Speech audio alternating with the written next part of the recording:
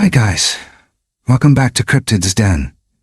Today's a little different, because I want to take a moment to say, thank you Bigfoot, for the mystery, the whispers in the woods, the stories passed down in quiet awe. You've sparked wonder, fear, laughter, even connection. Whether you're real or just a reflection of our wildest hopes, you've brought us together in ways we never expected. And to you watching, thank you too. Let me know where you're tuning in from and what Bigfoot means to you. If you haven't yet, hit that subscribe button and drop a comment. I'd love to hear your story.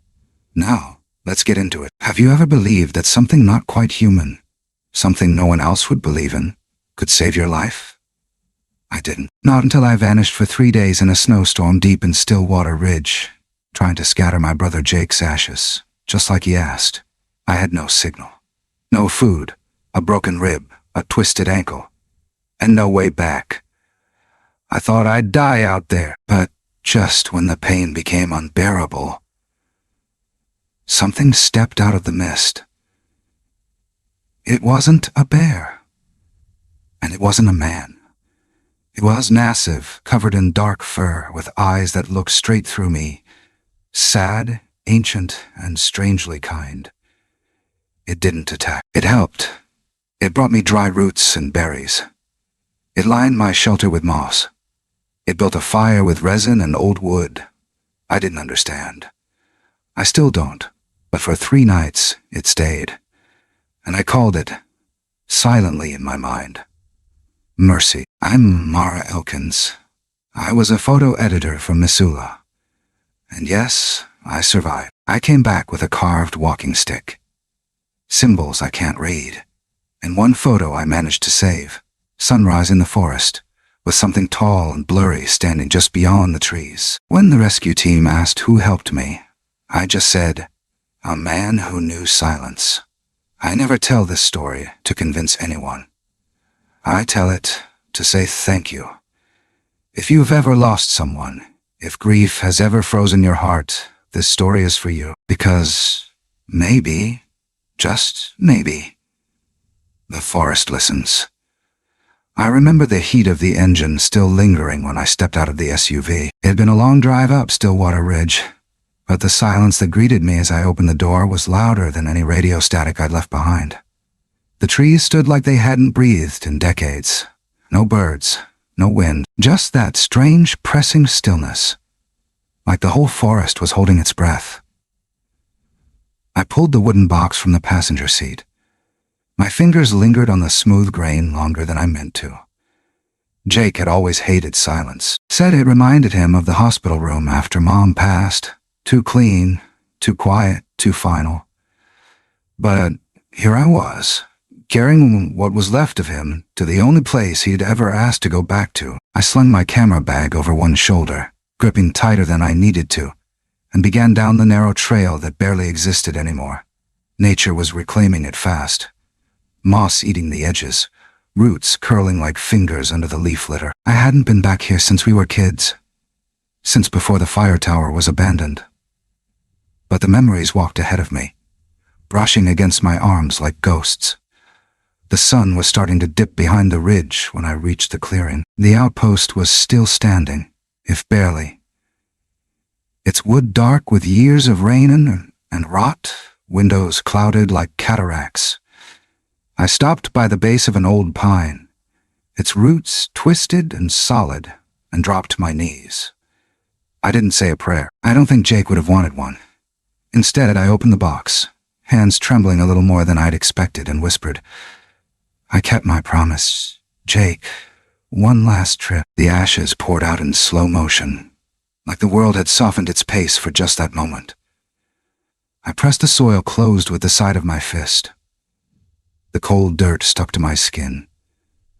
I didn't wipe it off. I sat back and let myself breathe, and that's when I saw it, just above the doorframe of the ranger cabin.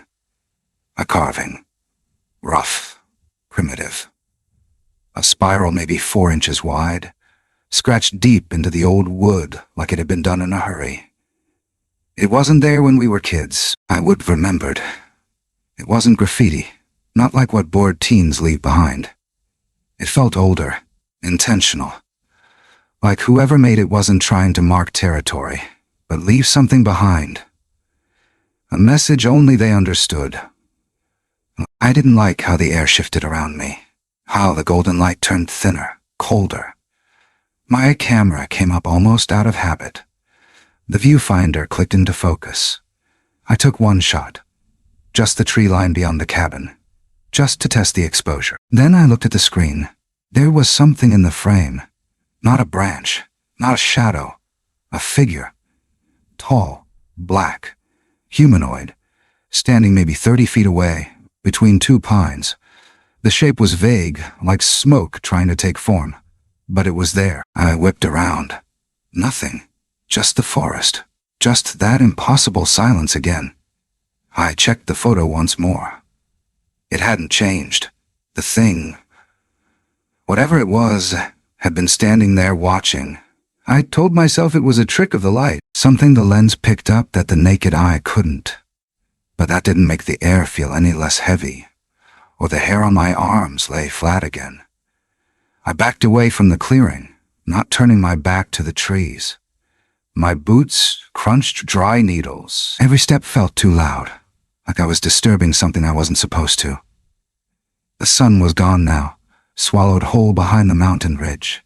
Shadows stretched like they were alive. The cabin door creaked once in the wind, just once, like it knew I was there. Like it was warning me. When I reached the SUV, I fumbled the keys. My breath was short, too shallow. I sat behind the wheel but didn't start the engine. I just sat there, staring at the camera. I should have deleted the photo. That's what every bone in my body screamed to do. Instead, I zoomed in. The figure had no face, no detail.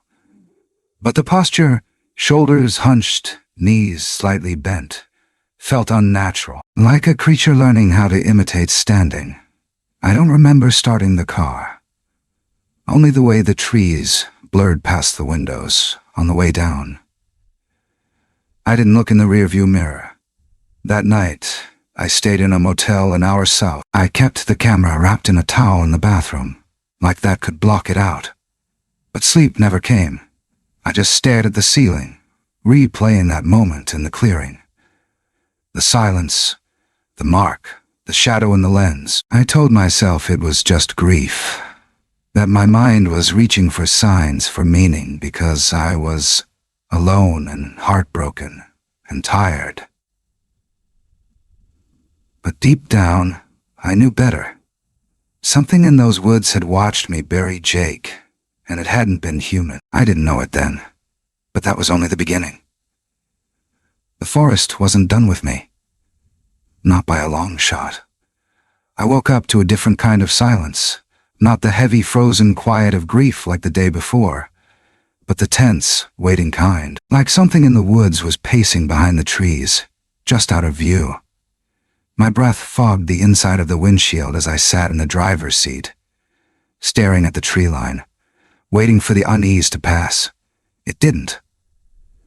I turned on the radio instead. It didn't. The signal crackled and skipped, like it was trying to get away from something. Then, a voice finally pushed through. Calm, clinical, too casual for what it was saying. An unexpected snowstorm is moving rapidly across the Stillwater Ridge region. Residents are advised to avoid travel, possible whiteout conditions. Emergency services may be delayed. I froze. Looked at the sky through the windshield. At first it looked normal, dull gray, typical fall overcast. But when I stepped out, the wind bit straight through my jacket, and clouds were already folding down the mountain like dark churning waves. I had maybe a couple hours before things got bad. I wasn't planning to stay long anyway. I just wanted one more shot of the clearing, one last photograph to close the chapter. But I knew I had to move fast. I packed up quickly, camera slung across my chest, small pack tightened around my shoulders. I didn't take the same trail back. I remembered a shortcut from when Jake and I were kids, a narrower path that cut through the lower ravine and came out closer to the highway. It was steeper, rougher, but it would shave off at least 30 minutes. I hadn't taken 5 steps down it before the wind changed. It screamed low through the branches like it had a voice, angry and cold and rising fast. The trail narrowed, slick with half-melted frost. I moved faster than I should, boots slipping on patches of dark moss and loose stone. I didn't see the rock until I was already stepping on it. My foot slid forward like it had hit ice. My body followed, all weight and gravity. The world flipped. Sky, trees, snow, blur. Then my back slammed into something hard. My head whipped back. Everything flashed white. When I came to, I didn't know where I was at first. Snow, trees, pain. A lot of pain. I couldn't breathe properly. Something in my ribs caught like a fish hook every time I tried.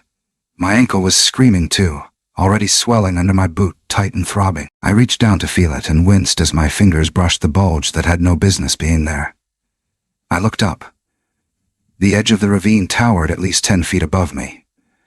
Steep, crumbled at the edges. No way I was climbing out of there with a busted leg. I tried yelling. The sound came out shredded, swallowed instantly by the wind. My voice bounced off the snow and vanished. I yelled again, harder. Jake! Jake! Like an idiot. Like maybe he'd answer. Like maybe some part of him was still out here. But the wind was the only thing that answered, tearing through the trees, howling like it was mocking me. And then, quieter, almost like it was holding its breath. I dragged myself toward a small overhang near a boulder, trying to find shelter from the storm. My gloves were soaked already. Everything was shaking. My breath came faster, then shallower. And suddenly the panic kicked in for real. That moment, you realize you're in actual danger. That this isn't a minor setback. This is survival. I pulled the tarp from my pack and built a crude lean-to against the stone. Shaky hands tied it off with what little cord I had. I huddled beneath it, curled into myself, trying to will the pain into submission, but it just sat there with me. A dull, mean pressure against my ribs. The snow started to fall thicker, softer at first, then heavy, sharp. I zipped my coat all the way up and curled tighter, eyes blinking slow, numbness creeping into my fingertips. And just when I started to drift, something cracked overhead. A snap, then a low groan like wood being twisted. I looked up in time to see a massive branch fall from above, dead weight, straight down like a hammer. It hit the ground not even 3 feet behind me, exploding in a shower of ice and bark. If I hadn't fallen when I did, if I'd been any slower getting here, I would have been crushed. Bones shattered. Skull split. The timing was impossible. I didn't know whether to laugh or cry. Instead, I stared at the spot where it landed, and something inside me just broke open. The tension. The fear, the ache of everything I'd carried into these woods. I cried until the tears froze on my cheeks. Not quiet sob. Real, ugly, raw crying. The kind where no one's around to hear, and it doesn't matter anymore how you sound. And underneath it all, something else started to grow. A feeling I hadn't expected. I wasn't alone out here. Not in the way you normally mean it. I wasn't surrounded by people, no. But it felt like something knew I was here. Something had seen the fall, had seen the branch, had waited before it let it fall. It wasn't comfort, but it wasn't dread either. Somewhere in the white swirl of falling snow, past the pain and the cold and the creeping edge of fear, I started to feel watched. And for the first time since I'd gotten there, that didn't feel like the worst thing. I didn't sleep that first night. Not really. I drifted in and out of this strange, half-conscious state, cold pressing in from every direction, pain blooming every time I shifted, the wind whining like something lost and restless. But it wasn't just the cold or the pain that kept my eyes open. There was something else. Just after midnight, if I had to guess, I heard it. 3 knocks, even, deliberate, too far apart to be anything random. Knock, knock, knock. Then nothing. Not a breeze. Not a branch cracking. Just silence so deep I could hear the blood moving in my ears. I held my breath, listening for something. Anything that would explain it. Then a sound came through the trees, a long, drawn-out screech. It wasn't a coyote. I know what coyotes sound like. This was different. Like air being forced through metal. Shrill and unnatural. It scraped against my nerves, lingered in the space around me long after it stopped. I pulled the tarp closer around my body, tucked my face into my coat, told myself I was hearing echoes from the storm, trees groaning, wind carrying things weird. But when I woke up the next morning, the snow around me had changed. Footprints. Not mine. Huge. I mean huge. They circled my little makeshift camp. Impossibly deep, like something heavy had walked through during the night, taking its time. No claw marks, no shoe tread, just bare pads, 5 toes, almost human, except each print was the size of a dinner plate. Too clean, too specific. They didn't look melted or distorted by the wind. They looked fresh. I sat there for minutes, just staring, heart slamming inside my chest like it was trying to claw its way out. It didn't make sense. Nothing made sense.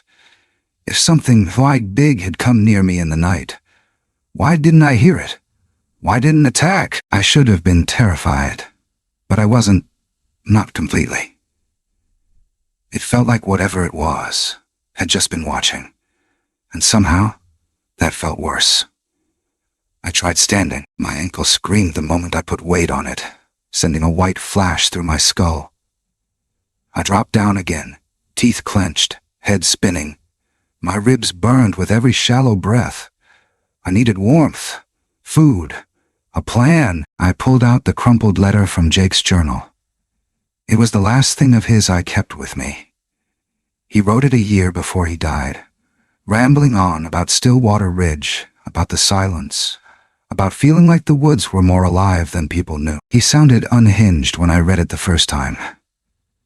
But now, it felt different, like he hadn't been hallucinating, like he'd seen something too.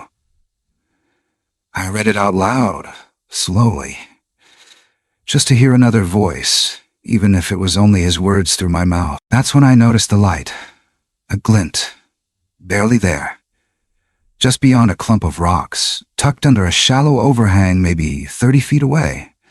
2 pinpoints of reflection, twin orbs, eyes.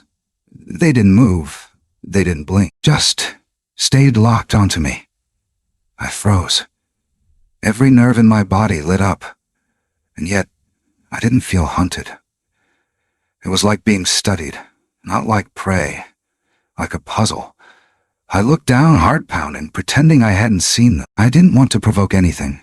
I adjusted my position, grabbed my empty water bottle, started slowly scooting toward the opposite direction under the guise of reorganizing my pack. When I glanced back, the eyes were gone. No movement, no sound. Just the same still trees, but the air carried a different weight now, charged and stretched, like I'd stepped into the middle of something ancient I didn't understand. The rest of the day passed in a kind of dream logic. I tried to ration the protein bars I had left, melted some snow in a tin cup over my camping stove, but the fuel was nearly gone. I kept an eye out for more signs, anything out of place. Then night came again, and the fear returned with it. I didn't light a fire. I didn't dare. I stayed curled up in the same spot, watching the same patch of sky disappear behind drifting snow. I told myself it was just the weather, the fall, the injury, that I was exhausted and hallucinated. But sometime deep into the night, I felt it again. A hand on my shoulder. Not firm, not painful, just present, like someone checking to see if I was still breathing. I jerked awake, heart in my throat, eyes darting, nothing there, no figure, no movement, but the tarp above me had shifted. Pine branches now layered across it, fresh, arranged carefully, and under my body, a layer of soft, damp moss that hadn't been there when I fell asleep. I pressed my hand into it, cool and springy. I hadn't done this. No animal would have either. It was deliberate, like someone, or something, was building a shelter around me. The fear didn't hit me the way it should. It was still there, but it was tangled with something else. Confusion. Curiosity. This wasn't normal. Nothing about it was. But it also wasn't threatening.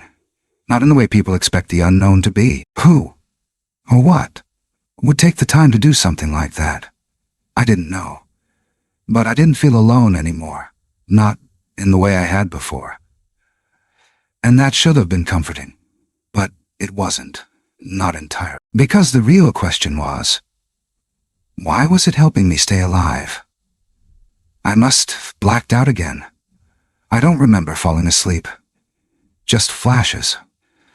The way the snow clung to the edge of the tarp like it was trying to crawl in, the sound of my own breathing. Thin, sharp, unsteady. And the heat building behind my eyes like something was trying to escape. My body had given up the fight hours ago, but my mind was still trying to hold the line, barely. Somewhere between sleep and freezing, something shifted. Not the kind of shift you hear. The kind you aid and feel, like a new weight in the air. I opened my eyes, slow, afraid. Light was fading fast. Dusk, maybe late. But there was something beside me. It wasn't a dream. That I know for sure. It was there. Massive. Hulking. Squatting down beside me like it had done this before. Not moving fast. Not looming. Just present. It didn't speak, didn't growl, didn't try to grab me or finish the job the ravine started. It just sat there. Watching. Breathing. That was the first thing I noticed. Its breath. Warm. Rolling over my face in waves like the backdraft off a fire. The air had been sharp and dry before, but now it felt softer somehow. Like I was tucked under blankets, even though I knew damn well I wasn't. I couldn't lift my head. I don't even know if I blinked. My body wasn't working right. But I could feel. I could feel everything. The cold in my bones. The heat coming from it. And the weight of something in the air that wasn't fear. Not yet. Then it moved. Not away. Not toward me. It reached forward. The hand, it wasn't a paw, was impossibly large. Fingers, long and dark and knotted like bark, hovered over my chest. It paused, like it was trying to remember how to do something. Then, with such gentleness I thought I was hallucinating, it began tucking the rags of moss and pine back over my shoulders. Slow, intentional, like it was covering a child. Or honoring a body. I couldn't breathe, not from fear, from grief. It was like the air inside me cracked open, and for the first time since Jake died, I cried in front of someone else. Not out of pain. Not out of panic. But because I finally understood what it meant to be seen. Not looked at. Not examined. This creature, this whatever it was, wasn't trying to scare me. It wasn't toying with me. It stayed. It knelt there in the cold with me, in my ruin, in my loss. And that broke something open that had been locked tight for years. I didn't speak. I couldn't. Even if I couldn't, I don't think words would have made sense in that moment. They would have just gotten in the way. All I did was watch its face as it worked. The fur was thick, matted in some places, windswept in others. Its shoulders were hunched against the snow, but not like it was uncomfortable. More like it didn't want to tower over me. The eyes, though, that's what I remember most. They were brown, not glowing. Not glowing, not wild. Just brown and soft, like they'd seen too much and stopped trying to forget. That's when it reached for something hanging from its neck. I didn't notice it at first. Just a faint glint as the light caught it. A cord. Rough leather, maybe, and on it, a small, cracked piece of stone, jagged around the edges, but smooth where it had been worn. It took it off. Not fast. Not with ceremony. Just took it off and set it beside me. When I saw it up close, I stopped breathing. It wasn't just a stone. It was part of a pendant. A very specific one. The exact same design my brother used to wear on a chain when we were teenagers. A handmade gift from a family friend. One of a kind. Jake had it on the day he disappeared during that trip out here 5 years ago. We never found his body. Only the shredded remnants of his tent. Search and rescue told us it was probably a bear, or the cold, or both. But now I was holding half of his necklace, and this thing, this being, had been carrying it. I didn't know what it meant. Still don't. My brain tried to fit it into a box. A memory. A coincidence. Maybe someone found it and dropped it. Maybe there were 2 of them and Jake's wasn't unique after all. But none of that felt true. What felt true was this. Jake had been here. Maybe not alive. Maybe not long. But it here. It had found him. Or maybe it remembered him. The thing stood then.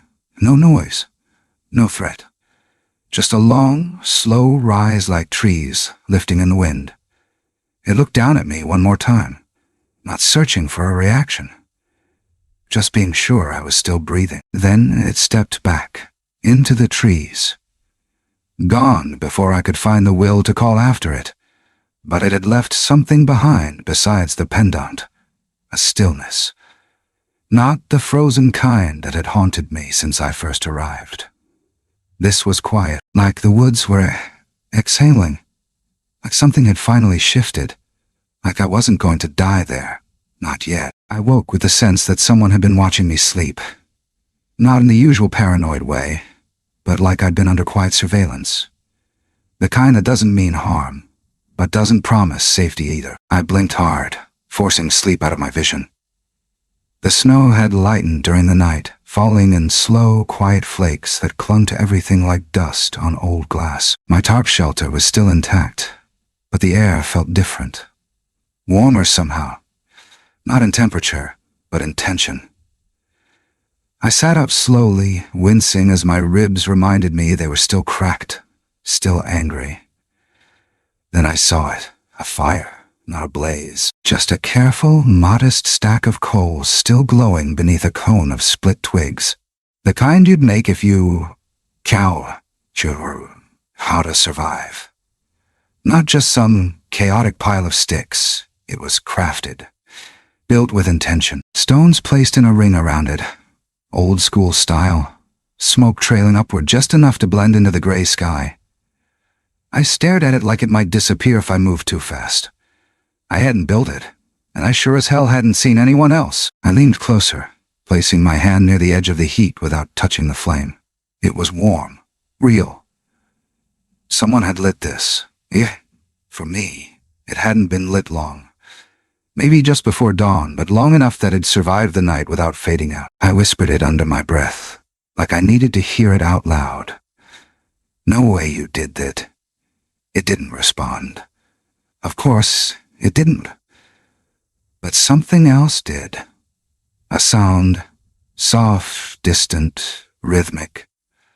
Almost like footsteps, but not heavy, not threatening. 2 shapes moved beyond the nearest pine line, grayish, bipedal, smaller than the one I saw before.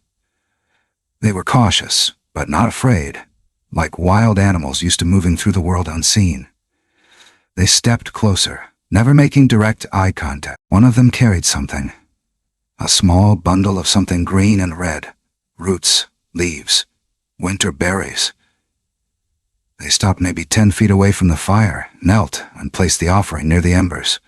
Then they stood, watched me for a breath, then turned and melted back into the trees like they'd never been there at all. I didn't even move. I just stared at the gift. It wasn't much, but it was thoughtful. intentional. And I'd been running from the belief that something out here was watching me. Now I had to face the fact that something out here was helping me. I took the food slowly, turning each item over in my hand. No sign of mold. Nothing rotten, just foraged, clean, deliberate. I placed a few berries in my mouth and chewed. Bitter, but sweet underneath. Wild. Real. It was the first taste of food I'd had that wasn't synthetic, packaged, rationed. I could feel my body reacting instantly, hungry in a way I hadn't fully realized. Then I noticed something else in the snow. A stick, carved at the end like a crude walking staff. Long, strong, stripped of bark and even spirals. At the top, etched carefully with something sharp, was the same spiral symbol I saw scratched on the ranger outpost door. The same one from the pendant that creature had left me. I picked it up and ran my fingers along the grooves. Whoever made it knew what they were doing. It wasn't just a walking stick. It was a message. A mark. A connection between all the moments I'd been trying to ignore. The pendant, the carving, the moss on my shelter, the prints, the eyes. None of it was random. The thing that had touched my shoulder, the one that had looked at me with eyes too human to be anything but real. It wasn't the only one. There were more. A family? A tribe? I didn't know. But they were watching me, feeding me, helping me stay alive. It didn't make any sense. And yet, it made more sense than anything I'd believed coming into these woods. I pulled out my camera. Some part of me still wanted to document it. Maybe it was instinct. Maybe it was fear. Maybe I just needed proof that I wasn't losing my mind. I turned it on. Nothing. Dead. I checked the battery. Swapped it. Tried again. Still dead. No lights. No lens shift. No beeping startup. I muttered a curse and tapped it against my palm. But when I popped the SD card and slid it into the viewer, one image loaded. One. It wasn't a shot I remembered taking. It showed me, asleep, high, buried in moss, wrapped in my own coat. A dusting of snow settled across my face like frost on glass. It was taken from above, like someone had stood right over me. But I'd been alone. I thought I'd been alone. I stared at the photo for what felt like an hour. Not because I was scared exactly, because the framing, the softness of the light, the steadiness of the angle, it wasn't threatening. It was almost reverent, like someone trying to capture me, preserve me, document something fragile and passing. It hit me then. I wasn't just being protected. I was being witnessed. And not for study, not for evidence, but for something older. Something I didn't understand yet. That night, I didn't build a fire. I let theirs burn down slowly, respectfully. I used the walking stick when I went to gather snowmelt. I arranged the remaining berries into a little pile beside the spiral carved into a nearby tree. I didn't know if that meant anything, but it felt like the right thing to do. I didn't ask questions, not out loud. But everything inside me was shifting, because I was starting to believe, not in monsters, not in myths, but in the possibility that something out here chose to show mercy. And I had no idea why. It started like a vibration in the ground, a low hum that barely registered until it was right above me. I was sitting against a boulder, clutching the walking stick they'd left me, when I felt it. This pulsing tremor in the air, like the sound of something immense pushing through the clouds. Then the roar hit. Not thunder, not wind, machines, blades, the deep, chopping rhythm of a helicopter skimming low across the tree line. The kind of sound you only hear when someone is searching. I shot to my feet too fast and nearly collapsed from the pain in my ankle. My ribs screamed, my knees buckled, but I stood. I waved. I screamed.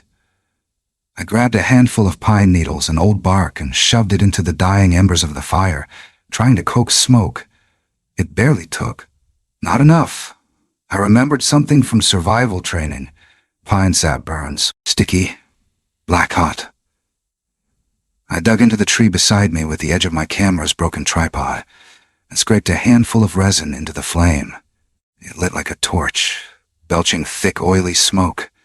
I looked up. The helicopter hovered, banking in a slow arc over the trees.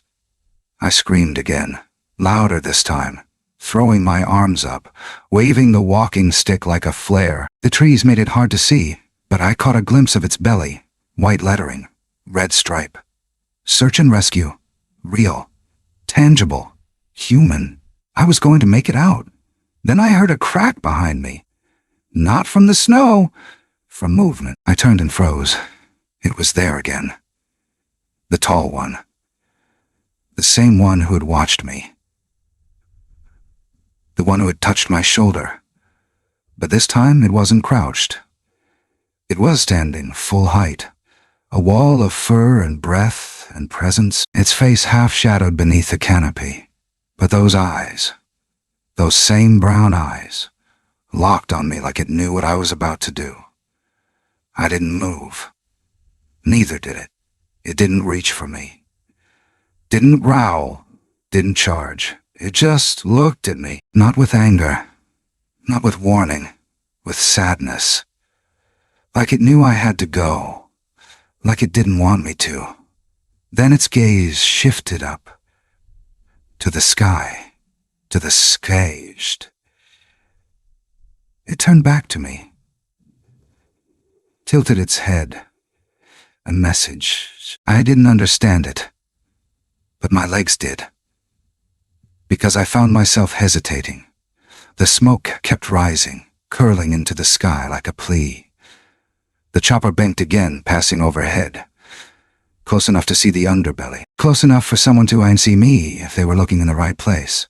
But they didn't stop. They just kept going. And the creature stepped forward.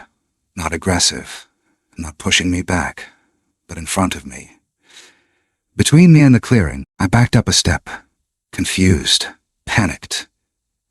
I wanted to scream again, but my voice caught in my throat. Then it looked at me again and did something I still can't explain.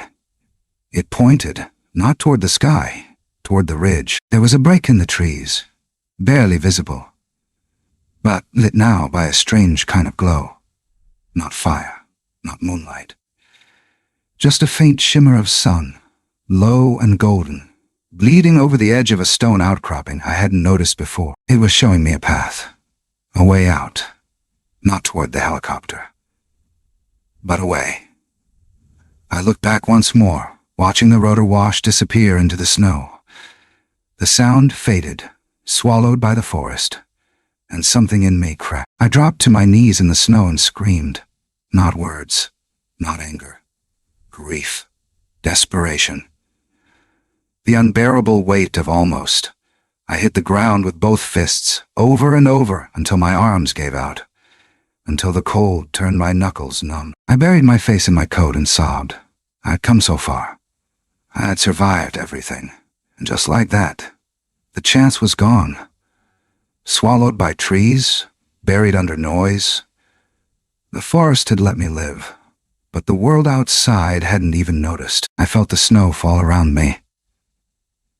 Felt it land on my back, on my head, melting through the heat of my skin. I thought about just staying there, giving up, letting the quiet finish what the fall had started. But then I felt the weight again, a hand on my shoulder, massive, steady, real, and not alone. It stayed there. It didn't pull. It didn't push. It reminded. I looked up. The creature stepped aside, and the path ahead, the one it had pointed to, glowed with the first light I'd seen in days. A low cut through the trees, rimmed with stones, marked by old breaks in the brush. Something ancient and narrow and winding, but passable. A way forward. I wiped my face with my sleeve. My breath came in ragged gasps. I pulled myself up, using the walking stick to steady what little strength I had left. My legs shook. My chest.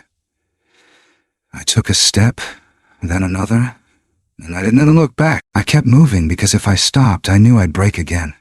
The forest thinned the farther east I went, like the trees had finally decided to give me back to the world. The path was faint, just a suggestion of a trail carved between roots and fallen limbs. But it was there, marked by stacked stones and small spirals etched into bark. The same spiral I'd seen on the walking stick, the same one carved on the outpost wall, now guiding me forward like it had been waiting all along. My breath came in short bursts. My ankles screamed with every step. But something deeper than pain kept me upright. A rhythm, a pull. Like the earth beneath me had taken sides. I remember the light first, pale and gold, leaking through the branches like honey, the kind of light that only shows up when something is ending. I thought I was alone, but then I saw her. She was crouched low to the ground, examining the snow like it could talk. Layers of maps and notebooks strapped to her sides, a camera slung over one shoulder, worn like mine, a field jacket too big for her frame, stained with weeks of work. Her head was tilted, focused on something I couldn't see yet, tracks maybe. She didn't hear me approach at first. I was barely making sound. I stopped a few yards away, suddenly afraid to speak. Afraid she might vanish if I did. Then she looked up. Dark hair pulled back under a hood, sharp eyes. Not startled, just registering. I didn't say anything. I didn't have the words. She stood, slowly, like she wasn't sure what I was yet. I must have looked wild, battered, wrapped in moss. A carved stick in my hand, jaw shaking from cold and fatigue. But she didn't flinch. She just nodded, soft and steady. "It found you too, didn't it?" she asked. That's all she said, and that's all it took. I started crying, not the messy, uncontrollable kind like before. This time it came slow, quiet, like my body was releasing something it had held too tightly for too long. She didn't step forward, didn't offer a hand. Just let me cry. We stood there like that for a long time. The wind moved gently between us, carrying pine and snow and something old. She finally stepped forward, pulled a flask from her coat, handed it to me without a word. I drank. It burned in the best way. I gave it back and leaned against the nearest tree. Her name was Talia. Talia Reyes. She told me she'd been tracking sightings in this region for years. Quiet ones, mostly. Footprints, tree structures, low-frequency vocalizations no one could place. She wasn't a cryptid chaser, not in the way people mean. She was calm, academic. But there was belief in her voice. A different kind of belief. One that came from being in the field too long to ignore what didn't make sense. I asked her how she'd found this place. She shrugged. I followed the spiral. I showed her the pendant the creature left me. She stared at it like it was a relic, sacred and undeniable. "I've seen drawings of that," she whispered, "but never this close. Never real. We didn't talk about it the way people usually do when they're desperate to define something. We let the silence stretch between us because it felt more honest. There were no explanations here, no answers that fit cleanly inside sentences. Just shared experience, a recognition. Something happened out here. Something ancient. Something that Jade chose to show itself. And yet, something that Jade chose to show itself. She helped me walk the next stretch of trail. My leg was failing fast. Every step became harder to hide. She didn't ask questions, didn't push for a story. She just handed me water and adjusted my pack and let me move at my own pace. When we reached the next ridge, the trees broke open completely. A wide overlook of the valley below, where pine met pasture and the first threads of power lines cut across the horizon. Civilization. Just far enough to seem unreal. The wind was stronger here, sharper. I stood at the edge and let it hit my face, washing everything clean for a moment. Talia sat on a flat stone nearby and pulled out her notebook. I watched her write. She didn't look at me, didn't say a thing, but her presence grounded me, like I was tethered again. Like the wild had released its grip just enough for me to remember who I was before I stepped into it. Before we left the ridge, I turned back once. The forest below looked exactly the same. Silent, beautiful, untouched. You'd never guess what was buried beneath the snow or what stood watching from behind the trees. And that was the point. It wasn't meant to be seen by everyone, just the ones who needed to see it. Talia didn't say it, but I could feel it. We were both different now. Marked in some invisible way. Not chosen, not special. Just witnesses to something beyond language, beyond myth. We hadn't solved anything. We hadn't uncovered truth, but we touched it, brushed against it just long enough to know it was real, and that was enough. They asked me who found me. I said, a man. The nurse blinked, paused, pen hovering just above her clipboard. His name? I looked past her shoulder, out the window of the Missoula search and rescue outpost. The sun was sliding down behind the hills, drenching the valley in that kind of soft gold that makes even power lines look holy. I could see the edge of the forest from there. Still water. A wall of trees that somehow felt closer than it should. Like it had followed me. I could have said, I don't remember, but that wasn't the truth. So I said, he doesn't have one. She didn't press. Just wrote something down and moved on to the next question. I guess she'd seen stranger things. Or maybe she hadn't. Maybe that's the point. Most people don't believe in the things they haven't bled through. They stitched me up. Fed me real food. Let me sleep in a bed that didn't creak or sigh or smell like moss. But I didn't feel back. I felt removed, like the forest still had a piece of me tucked between its roots. I stayed quiet most of the time. Nurses came and went. One of them, an older guy with white eyebrows and hands too steady for his age, asked if I'd seen anything strange out there. The way he said it, I knew it wasn't a trap. Just a question. Like I'd seen something once too. I told him the storm had been worse than I expected. That I fell. That I survived. That someone helped me. I left it at that. The rest, that was mine. When they finally cleared me to leave, I didn't go far. I rented a tiny apartment above a garage not far from the ranger station. I needed walls that didn't echo.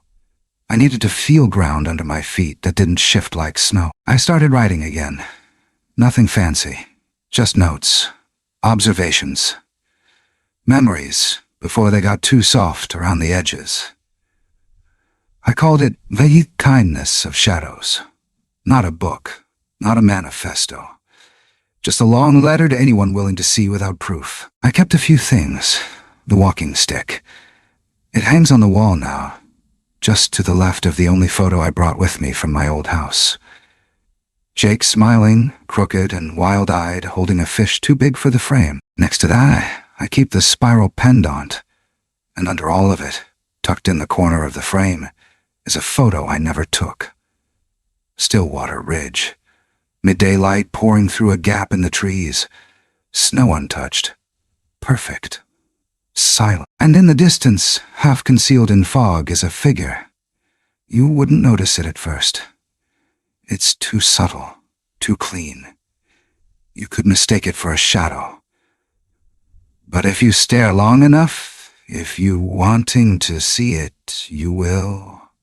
A shape, tall, still. Watching, not hiding, just choosing. I don't show it to anyone. Most wouldn't see it anyway. And if they did, they'd call it a trick of the light. But I know better. I've felt its breath.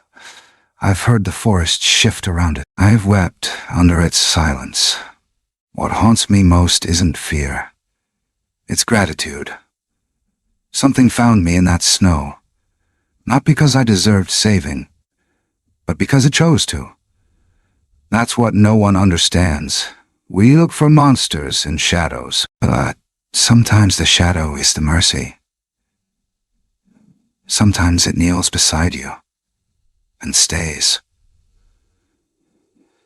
Sometimes the world reminds us, quietly, brutally, without asking permission, that not everything can be measured, explained, or contained. That in the spaces where logic ends and wilderness begins, there are still things that move through silence with purpose. Things that don't fit into headlines or textbooks. Things that simply gare. And maybe that's the point, because survival, at its core, isn't just about endurance. It's about connection. About the moments in which fear gives way to grace. And grace doesn't always look like a rescue helicopter or a warm room. Sometimes, it's a gesture, a presence, a silence that doesn't feel empty. Sometimes it's being seen when you are broken, being carried in ways no one else will ever understand. We live in a world that demands answers, proof, hard edges. But there's another world, just under the surface of this one, made of questions we're not meant to answer. Of mysteries that don't ask to be solved, only witnessed. And when you stand close enough to that world, when you lose everything you thought you needed, you may just find that it holds you in a way nothing else ever could. This story wasn't meant to be proof of anything. It wasn't about convincing. It was about presence, about listening to what moves when everything else is still. About the quiet kind of kindness that never asks for recognition. If you've ever felt lost in the dark, if you've ever been brought to your knees by something you couldn't name, maybe this was meant for you. Thank you for walking this path with me. If this story touched you, if it made you feel seen or made you wonder, go ahead and share your thoughts in the comments. I'd love to know what spoke to you. Don't forget to follow the channel and subscribe for more stories like this. Stories that live in the spaces between truth and legend, between grief and grace. Until next time, stay curious, stay kind, and above all, stay open. There's more out there than we have been taught to believe.